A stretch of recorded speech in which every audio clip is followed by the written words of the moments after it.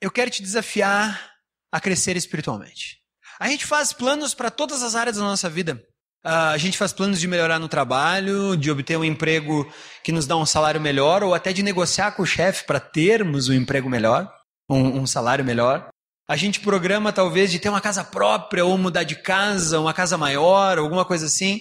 E parece que a área espiritual a gente vai deixando, tipo assim, vamos como tá. Parece que a gente não programa. Mas eu vou dizer para você o seguinte, se você não programar crescer em Deus, você não vai crescer. Essa é a questão. Então o que eu quero te desafiar esse ano de 2016, e realmente leve isso a sério, muito a sério, é ser transformado dia a dia. Esse é o grande segredo do cristianismo. Muitos de nós, às vezes, querem ter a altura espiritual de um Moisés, a altura espiritual de um apóstolo Paulo, a altura espiritual de um João. Não há nada de errado em nós queremos isso. Mas eles não chegaram lá de um dia para o outro. Você já parou para pensar nisso? Não é do nada que de repente, agora eu sou o grande Moisés, abro o mar, faço as coisas acontecerem. Não. Não é assim. Só para você ter uma ideia, a vida de Moisés é dividida entre 40, 40 e 40. 40 anos ele viveu no Egito, 40 anos ele vive lá em Midian e 40 anos andando com o povo no deserto. É uma caminhada longa para ter uma estatura espiritual enorme. Também é assim com todos os ícones da Bíblia.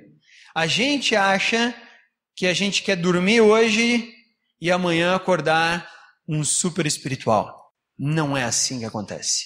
Precisa esforço, precisa tempo gasto, precisa compromisso diante de Deus, precisa vencer nas coisas pequenas do dia a dia. Então eu quero te desafiar, 2016, cresça espiritualmente um pouquinho por dia. Esse é o objetivo. Um pouquinho por dia. Eu tenho um livro, na verdade é uma coletânea de livros que eu ganhei da minha esposa, ela sabe que eu gosto de ler. São 5.500 páginas. Eu não tenho nenhuma ideia de sentar hoje e amanhã dizer, opa, lê o livro. Se fosse umas 300 páginas dá para encarar. Mas 5.000 páginas, então eu estou lendo paulatinamente, porque eu tenho que ler muita coisa, eu não estou de férias, nas férias talvez eu dê uma andadinha, eu estou lendo em média 100 páginas por dia, quando eu consigo. Quando é que eu vou terminar um livro? Não sei, mas eu estou indo um pouquinho por vez. Se eu parar e sentar, eu não vou sair de onde eu estou. Vamos ver como é o crescimento então na Bíblia. Transformados dia a dia, vamos ver, eu liguei aqui, eu acho que está tudo certo. Vamos para a segunda carta aos Coríntios, capítulo 3, verso 16. Vamos começar por esse texto aqui e ver o que a Bíblia fala sobre crescimento nesse texto. Segundo aos Coríntios, capítulo 3, versículo 16, 17 e 18. Todo mundo chegou lá? Então eu vou ler aqui, você acompanha aí. Mas quando alguém se converte ao Senhor, o véu é retirado.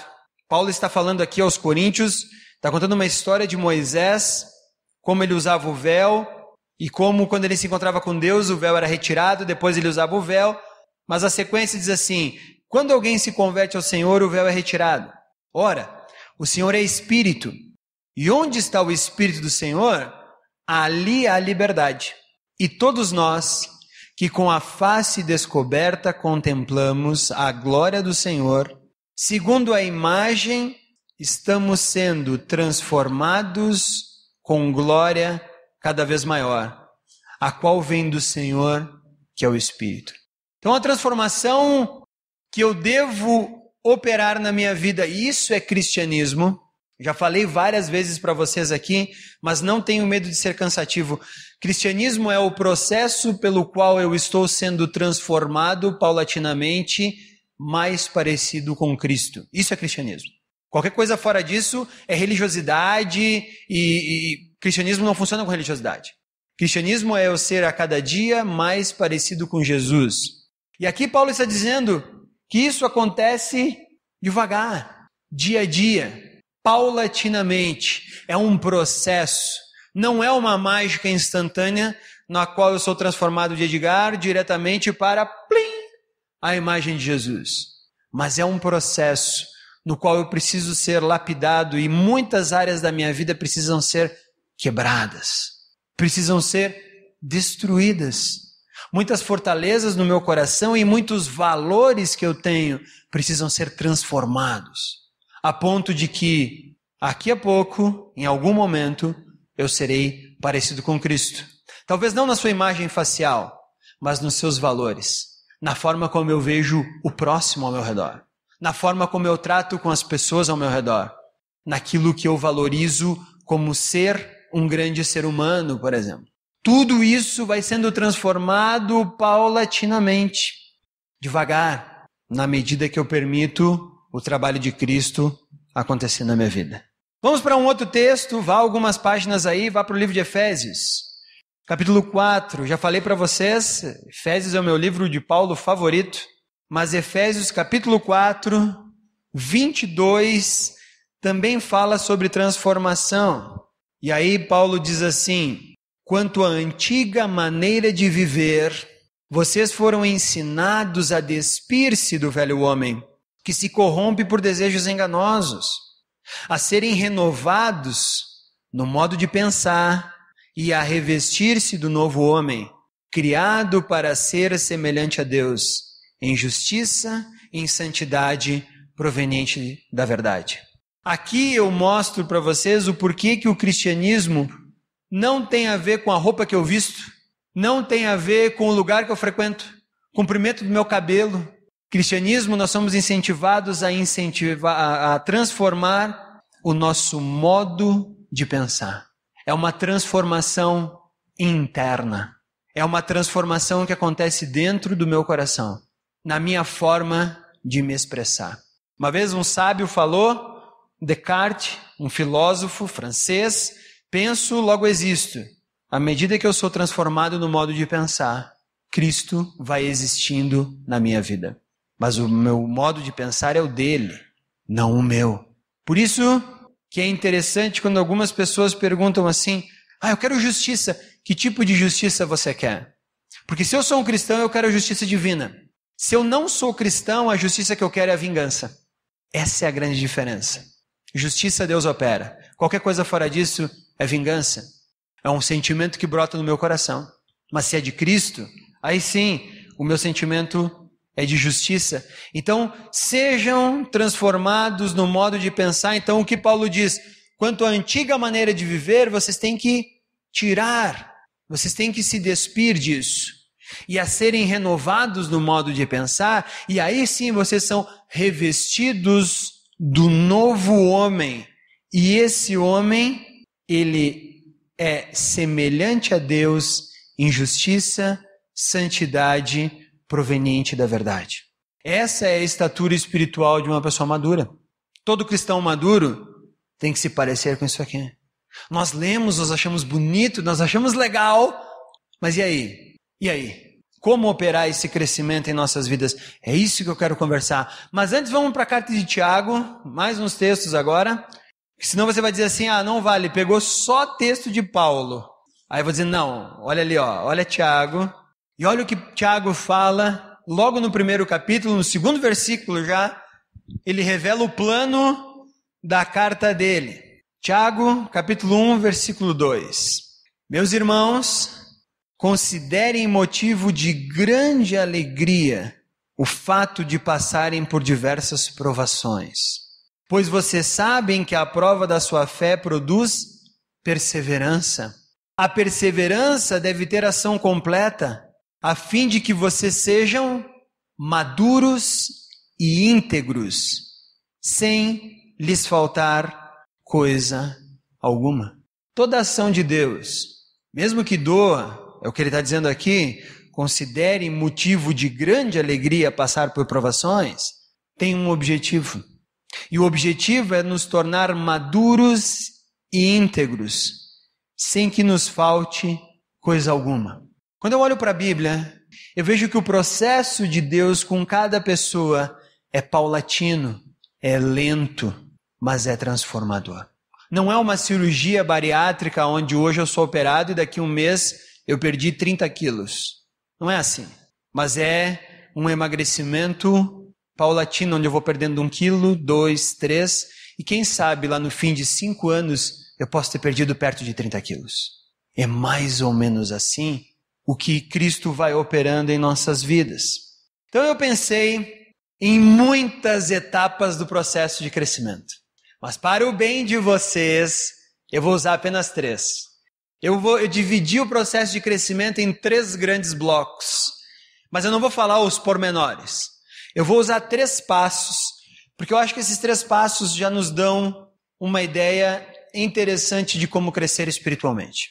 Então, eu quero que você seja capaz de, 2 pontos, identificar em qual etapa do processo você está. Segundo, pensar em quais são os próximos passos a serem dados para galgar em direção à maturidade. E terceiro, se comprometa com isso então esse ano, estabeleça alguns alvos básicos para que você seja capaz de andar naquela direção. Então faça isso. Isso acontece com todas as etapas. Se você quiser falar inglês, você não vai em um dia sair da aula de inglês, como muita gente pensa, falando inglês fluentemente, pronto para embarcar para os States ou para a Austrália. Não, você vai passar por um período de tempo em que você vai aprendendo das palavras básicas até as complexas, e aí sim, quem sabe, você consiga se comunicar bem fora do teu país, certo? Então vamos lá. Primeira etapa que eu pensei é a mais legal de todas. Lua de mel. Quem é casado aí sabe como é divertido a lua de mel. Quem não é, quando casar saberá.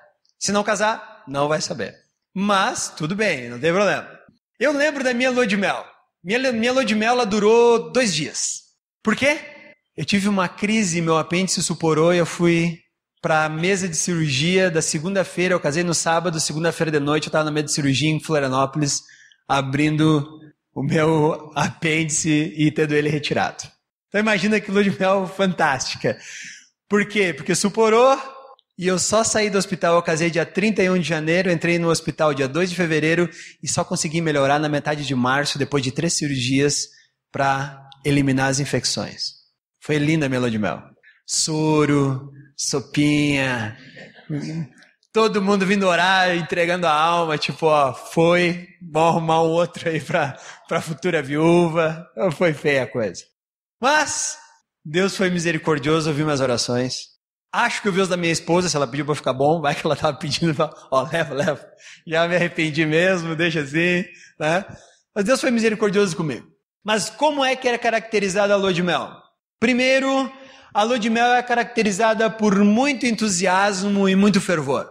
Como a gente não sabe o que vai vir, a gente bota a expectativa lá em cima e quer que tudo seja perfeito. Se na lua de mel acorda e a sacada do hotel não tem uma vista magnífica, você já fica chateado. Puxa, não planejei isso. Se está um dia ruim, você queria aquele dia radiante, que vocês dois iriam viajar, passear, mergulhar, sei lá o que vocês iam fazer. E já está um dia ruim. Ah, que coisa. Lua de mel é assim mesmo. Muita expectativa. Imagina alguém se convertendo hoje. Fica sabendo que seus pecados foram pagos por Jesus Cristo na cruz e ninguém nunca tinha dito isso para ela. Ela pensou que ela deveria lutar com seus braços espirituais, fazendo coisas boas, para que um dia ela chegasse lá e Deus dissesse, muito bem, você foi aprovada porque você fez muita coisa. E alguém disse para ela, larga isso. Jesus Cristo já pagou tudo isso. Lá na cruz, derramando seu sangue. Olha que entusiasmo. A única coisa que um novo cristão sabe é que ele foi salvo. Tô salvo. E você já viram o cristão novo? É muito divertido. Vou dizer para você, se você é cristão velho e está ficando chato, vai evangelizar. Vai ficar perto de cristão novo. É fantástico. Eles são cheios de vida, animados. Eles renovam a fé velha. De vez em quando parece que dá uns respingos na nossa fé velha e ela volta a ter vida. Cristão novo é o máximo. Tudo que uma igreja precisa para não ficar chata é ficar com um monte de cristão novo. Porque eles trazem vida, eles trazem alegria. É a mesma coisa que ficar numa casa sem criança. Quem aqui já visitou asilo? Ninguém aqui visitou um asilo? Algumas pessoas. Ok, legal. É deprimente. É complicado. Porque lá você só tem pessoas que já viveram bastante, lembram muito pouco daquilo que viveram. Em geral, suas memórias melhores estão lá no passado e elas sabem que elas estão mais próximas do fim do que no início da jornada. Às vezes, cristão velho acontece a mesma coisa. Às vezes, cristão velho acontece a mesma coisa. Quer botar fogo num asilo? No bom sentido. Leva a gente jovem lá. Bota tocar música. Chama eles para dançar. Converse sobre o passado de quando eram jovens. E você sai de lá com outro olhar daqueles idosos. Tudo que uma igreja precisa é de cristãos novos. Porque eles sabem que foram salvos e eles estão cheios de alegria. E eles dizem assim, eu vim hoje aqui e não tinha lugar para estacionar. Eu orei, o cara que estava na minha frente saiu e eu consegui estacionar ali. Eu, lá pela juventude do meu cristianismo, digo, cara, Deus tem tanta coisa mais para se preocupar do que com o teu estacionamento. Mas depois eu paro e eu penso, e por que não? Por que Deus não deu um estacionamento para essa criatura? E ela se alegrou, e mais, ela agradeceu a Deus quando conseguiu estacionar. Eu nem isso fiz. Cristãos novos nos empolgam. O problema é que o cristianismo, quando novo, parece que Deus protege o novo convertido, assim como uma mãe protege seu filho pequeno. Ele não pode ter muita aprovação, porque se há muita aprovação, ele fica um tanto quanto apreensivo. Me converti ontem e fui expulso de casa amanhã. Deus não está me ajudando. Que história é essa? Como assim? O que aconteceu? Isso aconteceu comigo. Eu falei para meus pais no sábado, estou me batizando no domingo, meu pai disse, a partir de segunda tu está fora de casa. Não quero crente na minha casa. Pô Deus, o negócio que a gente tinha feito não era assim, era diferente. Ok?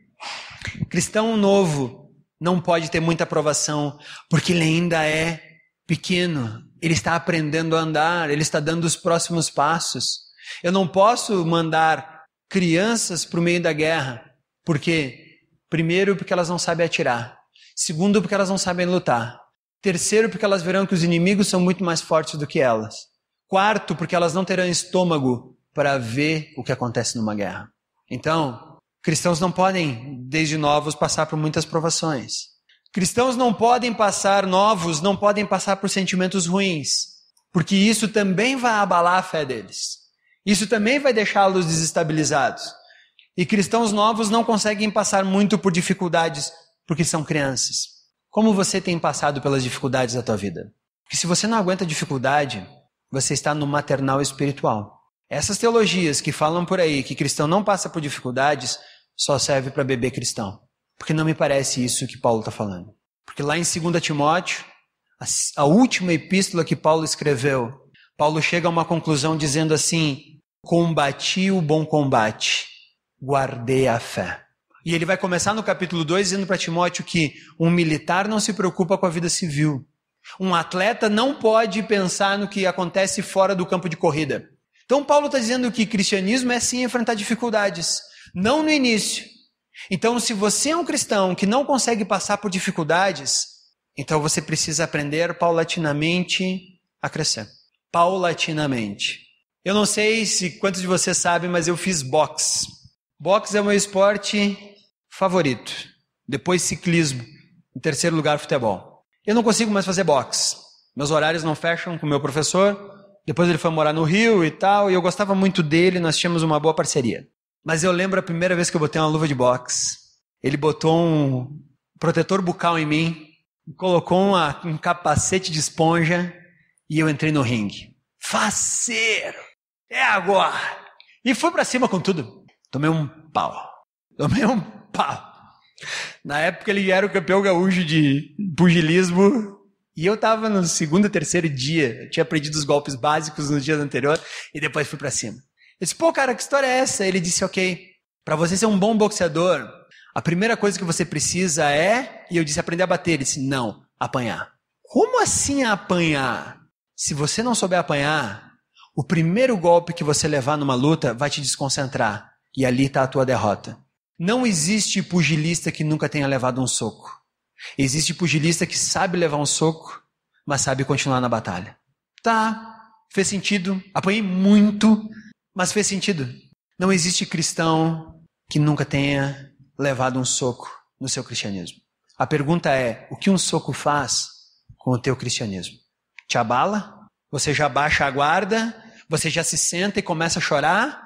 Você já desiste, não quero mais. Enquanto era dar soco na sombra estava bom, agora enfrentando outro boxeador é muito difícil? Se é assim, bem-vindo à maternidade espiritual. Só que Deus não quer que você fique aí. Deus tem um objetivo maior. Deus quer que você cresça. Por isso, Tiago diz, tende por motivo de toda alegria passar por muitas provações. Porque as provações nos dão perseverança, e a perseverança vai até que nós tenhamos um caráter aprovado. A lua de mel, então, é aquele cristão marcado por pouco compromisso pessoal. Ele não consegue se comprometer muito com a igreja. Ele se compromete com Jesus, com a Bíblia, mas não exija muito dele. O maior perigo do cristão na lua de mel é achar que esse é o patamar em que ele vai ficar. Não, pronto, ufa, me converti e sou salvo.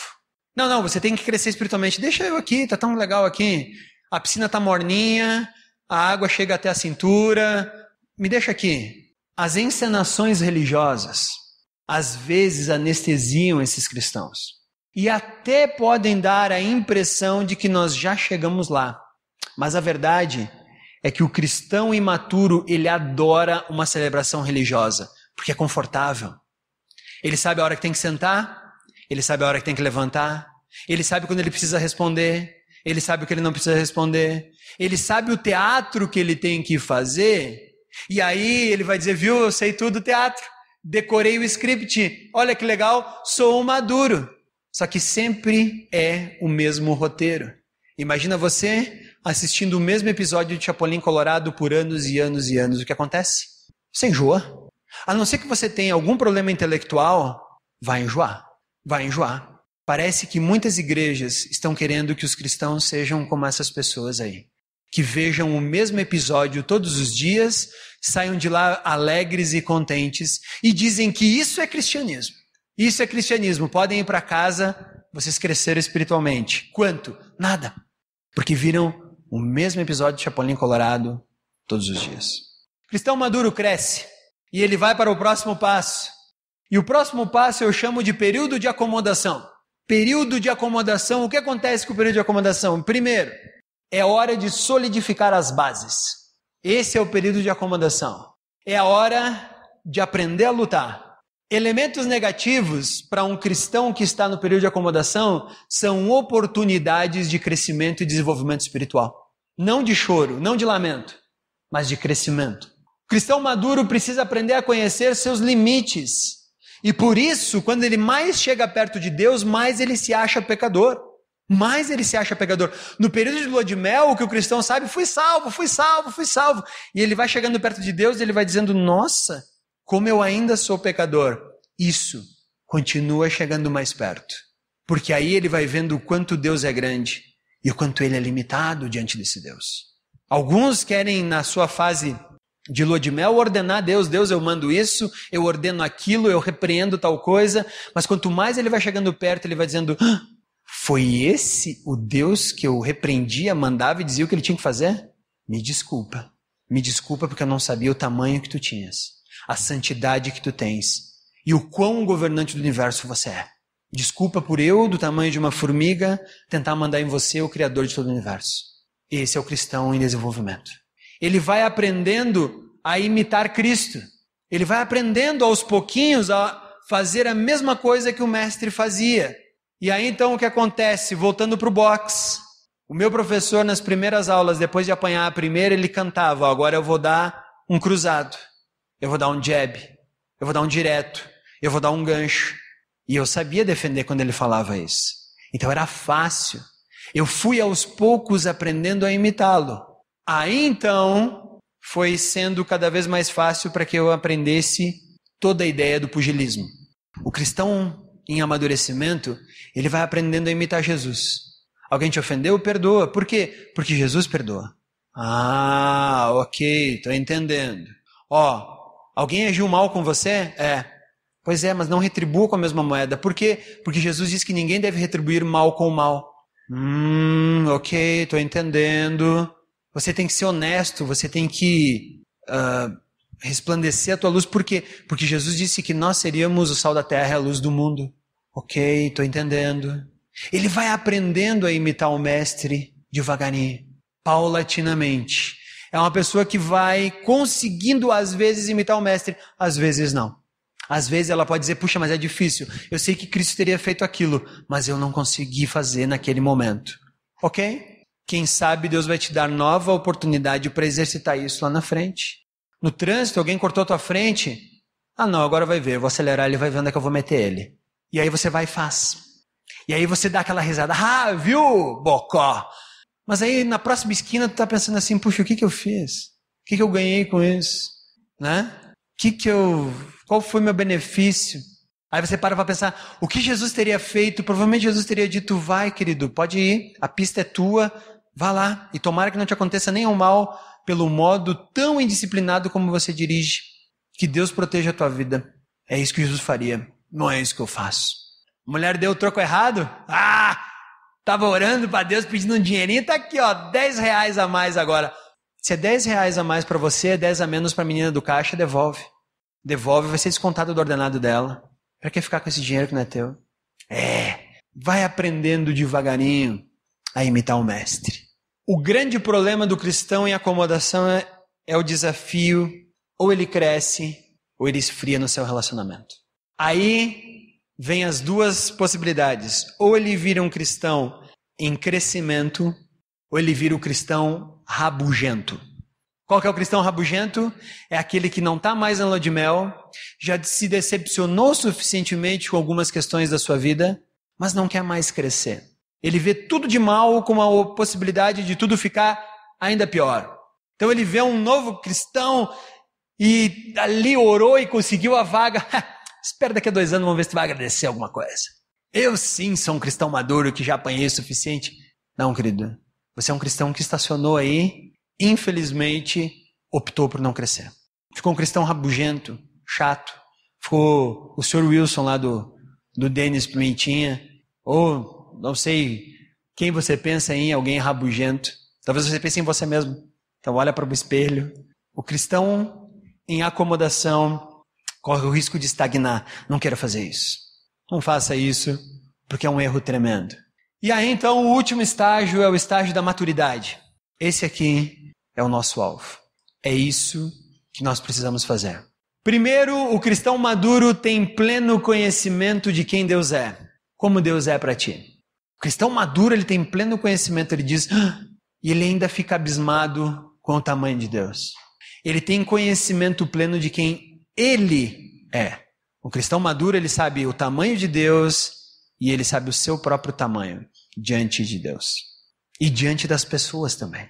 Esse é um cristão maduro. Ele também aprendeu a andar de forma mais fácil dentro do caráter divino. Ou seja, ele imita Jesus com mais facilidade do que o cristão que está menos avançado do que ele. Ele consegue, inclusive, dar dicas para como os cristãos mais novos podem andar mais dentro do caráter divino.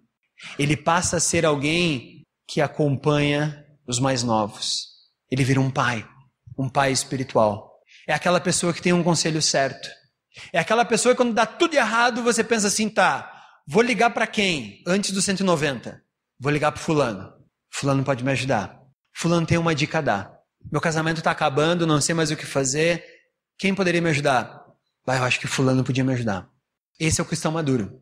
É o cristão que está andando há tanto tempo perto de Jesus que outras pessoas, quando querem andar mais perto de Jesus, procuram ele.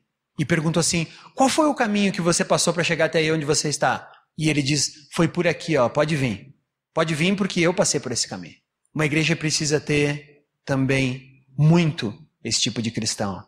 Porque é ele que vai conduzir as pessoas. É ele que vai pastorear. Nós temos a ideia de que o pastor é aquele cara que está lá na frente, dando bons estudos. Não é isso. Ele pode ser um bom pregador. Mas pastor é aquele que pega as ovelhas e diz, ó, pode passar por aí, porque ali é caminho certo. Eu garanto, porque eu passei por ali.